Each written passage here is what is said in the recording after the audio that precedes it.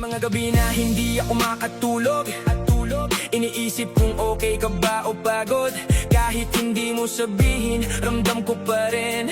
Kapag mabigat ang mundo, napasan mo rin. Hindi ako perpekto, alam ko rin. May mga pagkukulang na dapat ayusin. Pero kung pagmamahal lang ang pag-uusapan, wala kang kapalit, ikaw ang paninindigan. Kahit may dumating na mas madali, mas malapit, mas handang sumabay sa gabi. Hindi ako bibitaw sa pinili ko noon.